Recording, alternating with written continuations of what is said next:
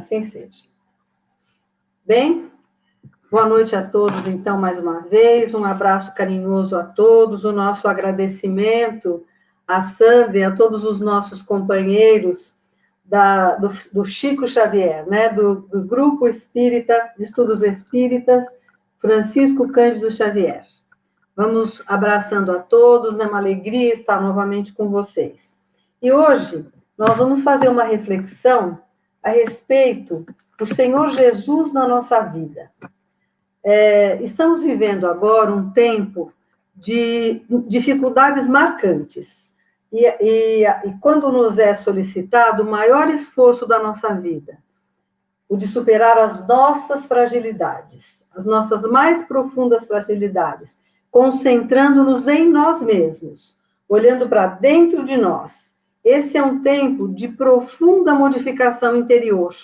Acima de tudo, mas acima de tudo, é um tempo de fé. É um tempo de confiança no Divino Criador e na proteção do Mestre. A nossa reflexão hoje é exatamente sobre isso, a proteção do Mestre. Jesus prometeu que iria ressuscitar 3 dias após a morte do seu corpo. E assim aconteceu. E ressuscitou. E ressuscitado, apareceu aos discípulos e pediu a eles que continuassem o trabalho que ele vinha fazendo. Que eles continuassem a tarefa que ele tinha iniciado. E acrescentou: e eis que estou convosco até o final, até que o tempo seja consumado, até a consumação dos séculos. Estou convosco todos os dias até a consumação do século.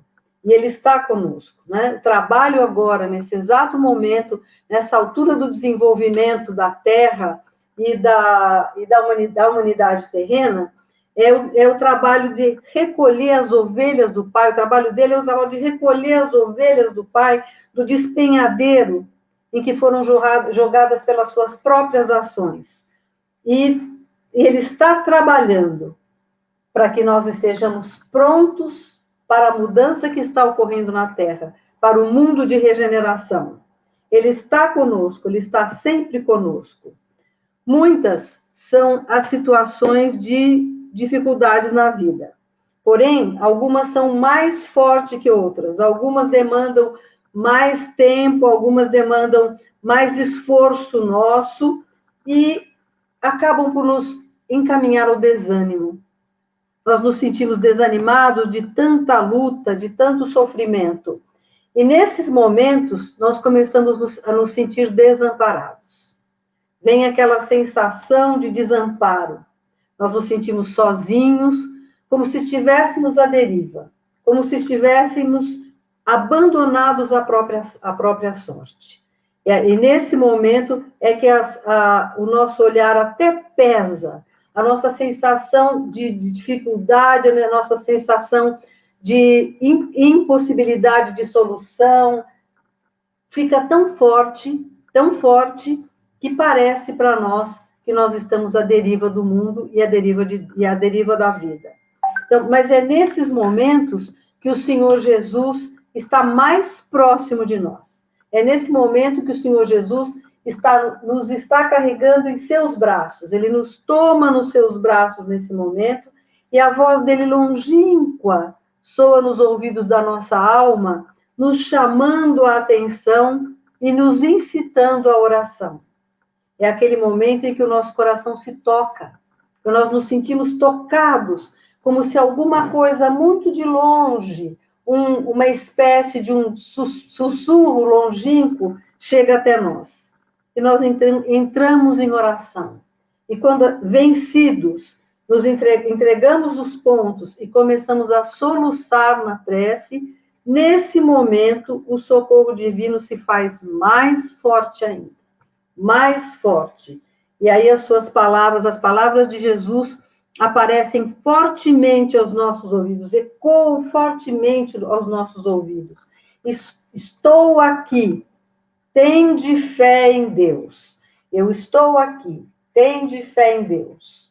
Nós estamos vivendo, como diz Joana de Ângeles, nós estamos vivendo na região dos testemunhos incessantes do amor. com poucas alegrias e sem perspectivas de rápida libertação. E a humanidade inteira está assim. Mas a humanidade inteira está assim por misericórdia do Mestre. Por misericórdia do Mestre. Aí alguém pode dizer, mas como se nesse sofrimento tudo isso que está acontecendo é pela misericórdia do Mestre? É exatamente pela misericórdia do Mestre. Essa presença dele conosco que nos faz lembrar a afirmativa: eis que estou convosco todos os dias, até a consumação dos séculos. Ele está conosco, nos conduzindo através desse processo que estamos vivendo agora mais fortemente. Um momento de transição em que o nosso planeta está chegando a uma posição de um salto maior no desenvolvimento espiritual, num ponto de iluminação maior, deixando de ser um planeta de expiações e provas para se transformar num planeta de regeneração. É nesse processo todo que a misericórdia divina se faz mais forte, porque está nos permitindo nos prepararmos profundamente, corretamente, para alcançarmos o mundo de regeneração. Estou aqui, diz Jesus, tende fé em Deus. Sentimos a sua presença conosco, sempre sentimos a sua presença conosco, Senhor. No entanto, essa época que nós estamos vivendo é uma época de testemunhos bem fortes, né? É preciso que nós realmente, como diz Joana, demos esses testemunhos fortes, reconheçamos o que há de melhor em nós, para trazermos à tona todo o nosso progresso espiritual e nos empenharmos fortemente para avançar no caminho da iluminação. E no caminho da evolução. Por quê? Quando voltamos à vida na Terra, quando reencarnamos, vínhamos com a intenção de libertar a nossa consciência de todos os remorsos, limpar as feridas da alma, as feridas que nos foram causadas por nós mesmos, pelas atitudes impensadas de outrora, pelos crimes cometidos contra outros e contra nós mesmos. Então, nesse período em que viemos para a Terra, nós desejávamos muito o crescimento do nosso espírito. Nós viemos imbuídos de uma intenção maravilhosa. Viemos na certeza de que faríamos o melhor, cheios de energia e de entusiasmo. No entanto, ao passarmos pelo esquecimento e mergulharmos na carne, tudo mudou. Tudo mudou. E nós, então, a nossa preocupação e a nossa atenção foram dirigidas num outro sentido. Foram dirigidas para a materialidade. Não há nada de errado com a materialidade. Ela é um caminho, ela é um instrumento. Nós mudamos o foco do nosso olhar e, como diz Joana, passamos a enxergar, como diz a Joana, passamos a enxergar agora, de uma outra forma, tudo como se fosse uma desgraça. Tudo como se fosse dificuldade. E aí, nessa nova posição diante da vida, diante da materialidade, nós começamos a enxergar tudo o que nos acontecia, todas as dificuldades que nos apareciam como desgraças. Então, passamos a ver a perda da saúde, os prejuízos financeiros, a ausência ou perda das pessoas queridas, agora com tantas perdas, né? Causando tantas ausências, o desemprego, os acidentes, as dificuldades de entendimento, as dificuldades agora, essa sensação de que não vamos conseguir, o medo de não termos como nos alimentar, o medo de perder a nossa moradia, tudo isso nós passamos a enxergar como uma desgraça, como desgraças na nossa vida. Mesmo aquelas vaidades pequenas que a gente não consegue alcançar, mesmo as pequenas ambições não satisfeitas, nós passamos a olhar para tudo isso como uma desgraça na nossa vida. Porém, são das palavras de Joana também, são também as palavras de Joana, toda vez que a desgraça se abate sobre o homem, a verdadeira desgraça para ele é não saber receber devidamente o infortúnio que lhe chega. Vamos repetir a frase. Toda vez que a desgraça se abate sobre o homem, a verdadeira desgraça para ele é não saber receber devidamente o infortúnio que lhe chega. Não saber receber. Essa é a verdadeira desgraça. Todas as coisas, todos os infortúnios que estão na nossa vida são simplesmente maneiras com que o Pai Celestial nos brinda de conseguirmos alcançar os nossos objetivos. Aqueles objetivos traçados por nós quando estávamos na espiritualidade, junto aos nossos amigos espirituais, junto aos nossos orientadores espirituais, traçando um plano de vida na Terra, o nosso plano de vida na Terra, né? Essa intenção a nossa intenção era virmos para cá, nos melhorarmos, melhorando nossa conduta, agindo no bem e crescendo em valores espirituais. Esse era o nosso propósito, né? O tempo passa, e se nós não aproveitarmos esse tempo, não aproveitarmos essas oportunidades para o nosso crescimento espiritual, nós estaremos apenas, com o passar do tempo, nós estaremos apenas ficando mais velhos. Simplesmente ficando mais velhos e nos aproximando, pelo curso natural das coisas, nos aproximando do momento de volta para a espiritualidade, né? Sem proveito algum para o contingente nosso espiritual, para o nosso espírito eterno, né? E ainda mais, sem perspectiva, se não houver mudança, se nós não nos empenharmos em nos mudar realmente, em crescer espiritualmente, não vai ter jeito de fazer parte do mundo de regeneração, né? Então, muitas vezes o que nos parece uma tragédia, nada mais essas são palavras da Joana também, muitas vezes o que nos parece uma desgraça, uma tragédia, nada mais do que um resgate intransferível e valioso, um resgate dos enganos cometidos, que nos comprometemos em realizar e mesmo pedimos para resgatar. Então, vejam bem, vamos repetir a frase da Joana, de maneira que a gente marque bem em nós.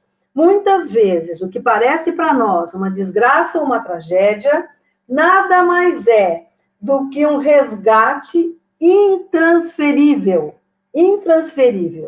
É nosso, é intransferível e valioso. Um resgate dos enganos que nós cometemos antes e que nos comprometemos em resgatar, e nos comprometemos em corrigir. Algumas vezes, na maior parte das vezes, até pedimos por esse resgate, né? Então, nesse momento, a humanidade foi colocada em quarentena. A humanidade está em quarentena. Fomos obrigados, a humanidade inteira, a nos confinar. Estamos confinados. Agora nem tanto, mas estamos confinados, passamos um período de confinamento, obrigados a conviver estreitamente com as pessoas mais próximas, obrigados a viver muito próximos de nós mesmos, sem distrações externas. Porque é muito fácil quando você trabalha, está na sua casa, você sai para o trabalho, vai para o seu trabalho, chega lá, você encontra pessoas diferentes, afazeres diferentes, você fica voltado para fora de si. Nós ficamos voltados para fora de nós. Nós estamos voltados para as coisas que temos que resolver no trabalho, estamos voltados para os colegas que estão conosco, estamos voltados ou para os estudos que nós estamos fazendo, nós estamos voltados para fora. Agora, nós somos obrigados a voltarmos para dentro. Agora, a Divina Misericórdia nos concedeu esse momento ímpar do desenvolvimento da humanidade, que é estar estreitamente ligado aos seus irmãos mais próximos, aqueles que convivem conosco, e estreitamente ligados a nós mesmos. Nós somos meio que obrigados a parar e nos reconhecer. Olhar para dentro de nós, buscar ali dentro de nós o que há, como nós somos, o que há em nós, como eu reajo a cada coisa, o que eu sinto, o que eu penso, como eu estou aqui agora, quais as conquistas que eu já tenho, como é que eu estou reagindo a esse momento no mundo.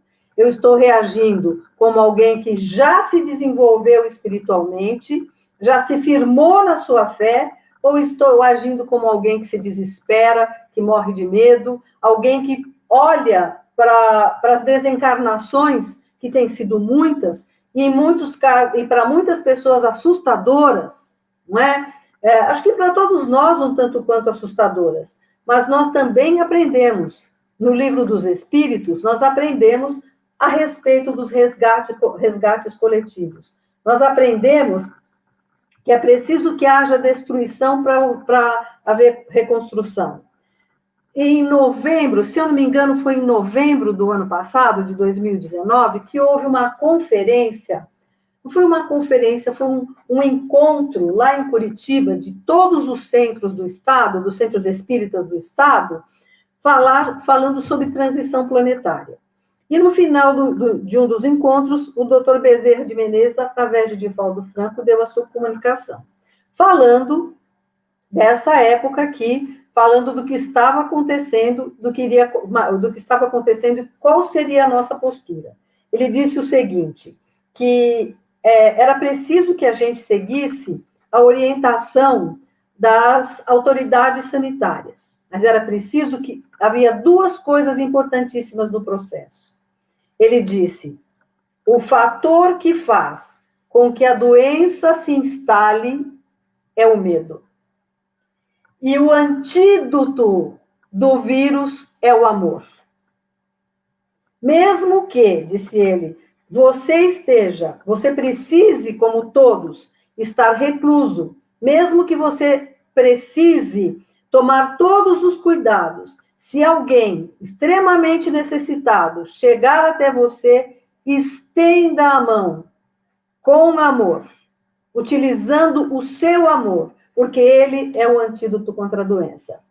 Então, vejamos bem, nós estamos nesse momento de quarentena, avaliando o nosso processo, o processo do nosso desenvolvimento moral e espiritual, reconhecendo o verdadeiro valor das coisas. Qual é o verdadeiro valor das coisas? Tem uma amiga minha que tinha ganho um vaso lindo de cristal nas bodas de prata dela, que já faz tempo, as bodas de prata, e a moça, a auxiliar dela, que veio agora, mais tarde, agora no final já, ajudá-la a fazer um trabalho de higienização na casa, porque ela estava muito cansada, já um pouco adoecida, com as suas juntas, com dificuldade nas suas articulações, nas juntas, como ela diz, moça quebrou o vaso de cristal, que ela amava o vaso de cristal. E ela disse o seguinte, a moça chorava, ela contou que a moça chorava, porque tinha quebrado o vaso. Ela disse assim, numa outra ocasião, eu olharia para aquele vaso quebrado e ia sentir tanto a perda daquele valor, aquilo que me foi me dado com tanto carinho, quando eu fiz 25 anos de casada. Ela tem 46, 47 anos de casada agora. Simplesmente, depois desse período de reavaliação reavaliação das coisas e do valor das coisas, ela simplesmente disse para a moça, não precisa chorar, minha filha. Não precisa chorar. Isso foi um acidente, é coisa que acontece. E dentro do coração dela, ela disse, não havia nenhuma tristeza, não havia nenhuma revolta, nenhuma raiva contra a moça. Simplesmente as coisas passaram agora a ter um outro valor. Aquilo que a gente, aquelas coisas para as quais nós dávamos uma importância tão grande, perderam a importância. Perderam um bom tanto. Nós estamos percebendo o real significado da vida, onde o material, todos os valores materiais, são instrumentos para novas, de verdadeiras conquistas, as conquistas espirituais. O que é os valores materiais, vamos repetir, os valores materiais, o real significado deles eles são um caminho para as verdadeiras conquistas, as conquistas espirituais. Nós estamos exercitando agora as nossas conquistas interiores, o que nós, superando as nossas dificuldades de expressão de amor, de tolerância, tantas brincadeiras aí na internet a respeito de permanecer com a mulher o tempo inteiro, de permanecer com o marido em casa o tempo inteiro, de estar com os filhos adolescentes o tempo. Tanta brincadeira que foi feita. Graças a Deus que as pessoas têm esse poder de usar a alegria nesses momentos, né? Existem pessoas com capacidade para tornar uma coisa assustadora em alguma coisa engraçada. Isso é um dom, né? Então, superar essas dificuldades de tolerância, exercitar a paciência, a perseverança no bem, a compreensão, o perdão, a resignação. Porque é muito fácil ficar rebelde, né? É muito fácil entrar na rebeldia e falar, eu vou sair sem máscara, eu vou andar no meio de todo mundo, eu não aguento mais, esse cárcere eu não aguento mais, né? Exercitar a resignação diante das condições que nós estamos vivendo, né? Porque este é um tempo de aprendizado, de aceitação dos desígnios divinos. Nós estamos vendo aí, está todo mundo na rua, aqui perto de casa tem uma praça, que há uns meses, mais ou menos atrás, nós aqui saímos para dar uma volta de carro. A gente dava uma volta de carro aqui no bairro e tal, para distrair um pouco. E saímos para dar a volta de carro, a praça estava lotada. Parecia aquela praça da Torre Eiffel, que todo mundo faz piquenique naquele lugar. Cheio, apinhado de gente. Eu entendo, as pessoas ficaram presas tanto tempo que a ânsia de liberdade, mas também baseada na rebeldia. Na rebeldia. Vamos para lá, vamos nos juntar, não importa quem esteja lá, vamos fazer parte. Eu não aguento mais esse vírus, né? Agora nós estamos vindo aí uma semana, quase uma semana, de frio intensíssimo, com uma frente fria pesadíssima, que vai, segundo a meteorologia, pode até trazer neve em vários pontos do sul do país. Não sei se vai chegar neve aqui em São Paulo e em São Bernardo, e em Diadema, mas que vai vir um frio aí, uma massa enorme, pesada. Eu até brinquei com o meu marido, eu falei, nós estamos sendo rebeldes e não estamos compreendendo a importância da proteção do mestre para impedir que nós nos contaminemos, que nós percamos a oportunidade por um excesso, por uma falta de atenção. Então, está vindo um frio aí. Quem sabe é uma providência divina para que a gente, recolhido, com chocolatinho quente ou chazinho, né, no cantinho, juntos, possamos voltar àquela reflexão contra a qual nós estamos nos revoltando, né? Nós costumamos dizer que a quarentena, que nós estamos em quarentena por causa do vírus. Mas nós não estamos em quarentena, o vírus não é o culpado de nós estarmos em quarentena. Ele nos fez ficar em quarentena, mas ele é apenas o instrumento. O instrumento, a intenção de Jesus é nos dar um tempo para realmente nos conhecermos, nos reconhecermos, realmente saber o que é preciso mudar aqui. O que é que a Hilda, qual é o comportamento que a Hilda Regina precisa mudar agora? Qual é a atitude? Qual é a atitude que nós estamos tendo que não é mais compatível com o mundo de fraternidade? Esta é a providência de Jesus, para que identifiquemos o que precisa ser mudado e vamos rapidamente nos esforçar para fazer essas mudanças, né? Porque o vírus é um instrumento apenas. A intenção é que as conquistas espirituais sejam fortalecidas, as atitudes mudadas, as imperfeições modificadas e as conquistas espirituais fortalecidas em nós. A proteção do Mestre se apresenta das mais variadas maneiras. Joana de Ângeles diz que das mais duras provações sempre resulta os mais valiosos benefícios para o espírito imortal. Das mais duras provações sempre resulta os mais valiosos benefícios para o espírito imortal.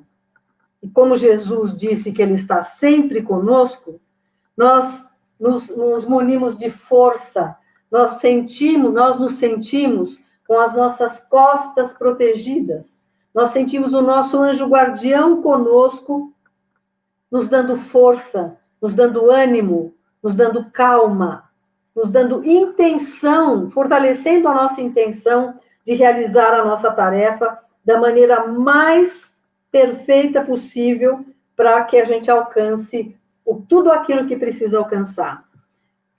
Pensando na proteção de Jesus, os amigos espirituais já estão dizendo há um tempo que existe uma caravana imensa de seres iluminados, muitos estão reencarnando na Terra, que já estão com um processo de desenvolvimento bem adiantado, reencarnando novamente na Terra, para mudar, para já ir preparando a mudança real, a instalação do mundo de regeneração aqui na Terra, né? Existe nessa caravana, uma caravana imensa de espíritos desencarnados trabalhando conosco, ao nosso redor, trabalhando nas mais diversas posições ao lado da humanidade e a serviço de Jesus. São os espíritos mais adiantados, são os espíritos de outros orbes que vieram ajudar Jesus nessa modificação maravilhosa que está sendo instaurada na Terra agora, né? Então, esses espíritos superiores, os espíritos superiores em geral, segundo a orientação da doutrina dos espíritos e dos nossos amigos espirituais, eles levam em alta consideração o sofrimento humano. E, em nome da misericórdia divina, sempre assistem aqueles que estão sofrendo. Sempre socorrem os sofredores. Eles podem nos dar coragem, força, renovar a nossa confiança, eles podem nos confortar nas horas mais difíceis e mesmo atenuar esses confrontos, repetindo para nós, lá nos ouvidos da nossa alma: tende fé em Deus, tende fé no trabalho magnífico de proteção, de amparo do Cristo Jesus a toda a humanidade terrena. Às vezes, nós julgamos os problemas insolúveis. E nesse momento que a Terra está passando, vendo aqui a população brasileira, muitos estão passando por situações muito difíceis e que a luta o problema parece insolúvel. A gente julga que ele é insolúvel, né? Mas temos que lembrar que nesses momentos, Jesus faz despertar uma luz nas nossas vidas. Todos nós temos exemplo de algum momento em que nós estávamos presos a um sofrimento muito grande, éramos presas de um sofrimento muito grande, alguma coisa estava acontecendo na nossa vida que nos parecia além das nossas forças, muito além das nossas forças. E, de repente, de uma maneira ou de outra, a resposta e o amparo chegaram até nós. Eu me lembro de uma vez que nós estávamos aqui, a nossa família, passando por um período de bastante dificuldade, né? Assim, desemprego, criança ainda não muito grande, todo mundo na escola, a minha irmã doente, e muito doente, com um câncer muito, muito já avançado, e eu estava saindo aqui, eu moro aqui em São Bernardo, perto do bairro Assunção, e eu estava saindo daqui para ir para São Paulo, para buscar lá no no Hospital Heliópolis, uma bolsinha, essas bolsinhas de colonoscopia. E eu, assim, com o coração apertadíssimo, meu Deus, o que eu vou fazer? Como é que vão ser as coisas? Como é que nós vamos conseguir? Aflita, aflita, aflita. Aí tinha um moço atrás de mim, e aqui para chegar na Imigrantes, a estrada é estreita, bem estreita. Então eu ia indo e o moço atrás de mim buzinava e punha o carro em cima de mim, querendo ultrapassar, e não tinha o que fazer, não tinha como deixá-lo ultrapassar.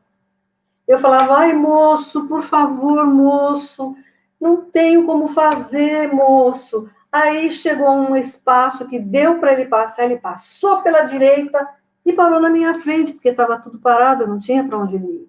E a hora que ele parou na minha frente, havia um adesivo na janela, no vidro traseiro dele. Mas, para Deus, nada é impossível.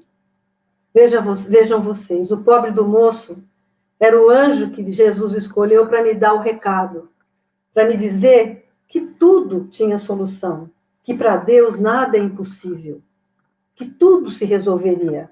E eu dificultando a passagem do moço. Veja só, né? Deus traz para nós, Jesus traz para nós as respostas das mais variadas maneiras. E vocês, com certeza, têm uma resposta, tem também um caso de recepção da resposta da mesma maneira, semelhante ao que aconteceu comigo, né? Quando essa luta parecer para nós invencível, e Jesus estiver trazendo esse despontar de luz, vamos pensar, se você vem lutando e parece que nada se modifica, mude a estratégia. Vamos mudar a estratégia. Lembrar daquela história do cego que estava sentado na rua com um chapéu do lado. E o chapéu do cego estava ali e sem nenhuma moeda, sem nenhum dinheiro. Aí passou um moço que trabalhava com marketing e o cego tinha lá uma lousinha, uma madeira escrito: sou cego, não posso ver. E o moço olhou, parou, pegou aquela madeira, virou do outro lado, escreveu alguma coisa e pôs lá. No fim do dia, quando o moço voltava, ele viu que o chapéu do cego estava cheio de moeda. E ele parou para olhar e o cego reconheceu a passada dele, os passos dele, e perguntou: o que foi que você escreveu na minha madeira? Ele disse: a mesma coisa que você, só que com outras palavras. Ele falou: mas o que foi que você escreveu que a resposta das pessoas foi tão boa? Ele falou assim: eu escrevi, hoje é primavera e eu não posso ver. Nós temos as nossas estratégias de vida e às vezes nós não sabemos como mudar essa estratégia. Nós vamos pedir aos Espíritos Mensageiros de Jesus para nos ajudar a reescrever as nossas estratégias, para que o chapéu das nossas conquistas no bem e no amor esteja cada dia mais repleto de bênçãos, das nossas conquistas e das bênçãos de Jesus. Esses tempos de dificuldade têm proporcionado uma explosão de criatividade. O brasileiro é um povo muito criativo, né? Mas nós temos visto assim as mais variadas formas de criatividade, as mais significativas formas de criatividade para vencer, para resolver a vida, né? A minha sobrinha vai ter um bebê agora em setembro e as amigas queriam fazer um chá de fraldas. Mas como fazer um chá de fraldas? Não dá para ir ninguém no chá de fraldas. Fizeram uma carreata que chamaram de charreata, com todo mundo buzinando, andando, todos os carros passavam num determinado lugar e ela ali de máscara, todo mundo de máscara, recebia os presentinhos. Esse é um pequeno exemplo da criatividade para solucionar, que o brasileiro tem para solucionar os problemas difíceis, né? Como a bondade divina Jesus é perfeito, né? Ele escolheu direitinho esse momento que nós temos que passar de reclusão, esse momento de reflexão, ele escolheu justamente quando a tecnologia atingiu um nível de expressão muito grande. Estamos nós aqui. Não estamos no centro, mas não deixamos de ter a palestra.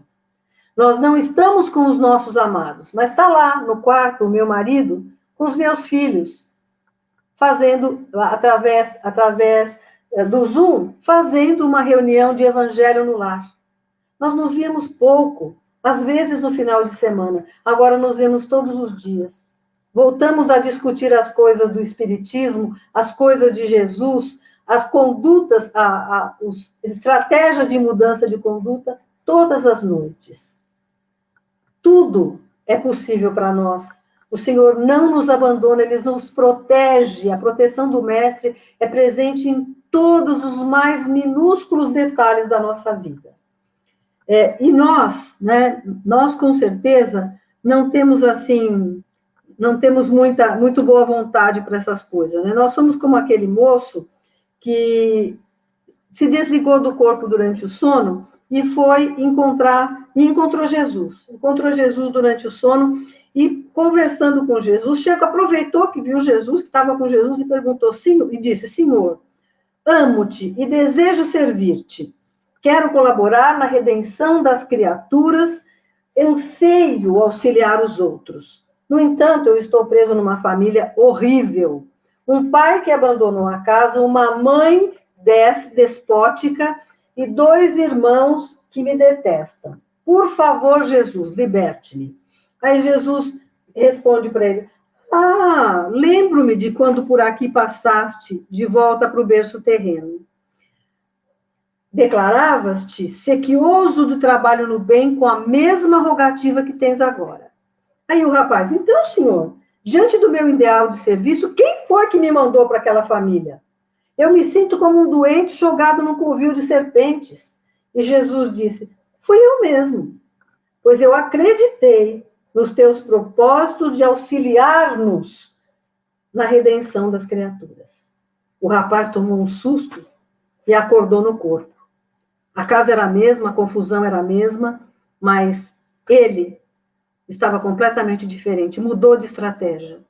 Ele passou a aceitar placidamente, ele passou a ter uma reação completamente diferente diante das provocações dos irmãos. O que aconteceu? Ele tinha conquistado o troféu de grande renovação. Ele se renovou profundamente, mudou completamente a estratégia. E certamente passou a ser muito mais feliz e cumprir aquela predisposição que ele tinha quando ele voltou para a Terra. Todos nós trazemos na madeira da nossa mente e no nosso coração a estratégia escrita da conquista dos valores da vida. Mas nem sempre nós sabemos ou prestamos atenção em qual é essa estratégia, qual é a estratégia que nós desenvolvemos para alcançar os valores da vida. Como Jesus está sempre conosco, vamos pedir a Ele, através dos seus mensageiros, que os seus mensageiros nos ajudem a reescrever a nossa estratégia, para que o chapéu das nossas conquistas no bem esteja sempre mais repleto de bênçãos. Mantenhamos a fé na proteção do Mestre, como registrou Marcos, no capítulo 11, item 23. Todo o que disser a esse monte, levanta-te e lança-te ao mar, e não duvidar no seu coração, mas acreditar que isso acontecerá, que acontecerá tudo o que disser, este obterá o milagre. Nós somos capazes de crer assim? Nossa fé é desse tamanho? Isso é possível? Eu vou convidar vocês para uma avaliação de fé assistindo a um filme que está passando aí, acho que no Netflix, não é no Netflix, não, é no Telecine, que chama Até o Último Homem. Eu vou contar rapidamente a história do moço, que era um moço muito magrinho, adventista, que teve um problema com o pai, porque o pai batia muito neles e na mãe, e um dia o pai estava translocado, ele era uma pessoa que tinha vindo da Primeira Grande Guerra e tinha ficado alterado mentalmente, pegou um revólver para matar a mãe, ele tomou o revólver da mão do pai, colocou na cabeça do pai e engatilhou. E a mãe gritou o nome dele, Desmond! Ele acordou para aquilo que ele estava fazendo, jogou o revólver, e ele que era muito ligado a Deus, muito ligado mesmo a Deus, jurou a Deus que ele jamais, nunca mais pegaria numa arma de fogo. E quando chegou a Segunda Guerra, ele era um mocinho ainda. Todo mundo se alistando, ele queria servir o país, mas ele não queria pegar em arma. Então ele resolveu aprender a ser um auxiliar médico. E se alistou. Mas ninguém aceitava que ele não pegasse em arma. Achavam que ele era covarde. Aí, no fim, depois de muita luta, ele conseguiu, através do pai e de um general que tinha sido general do pai dele, ele conseguiu permanecer no exército e foi para a guerra. Foi para a guerra. E lá ele participava ajudando.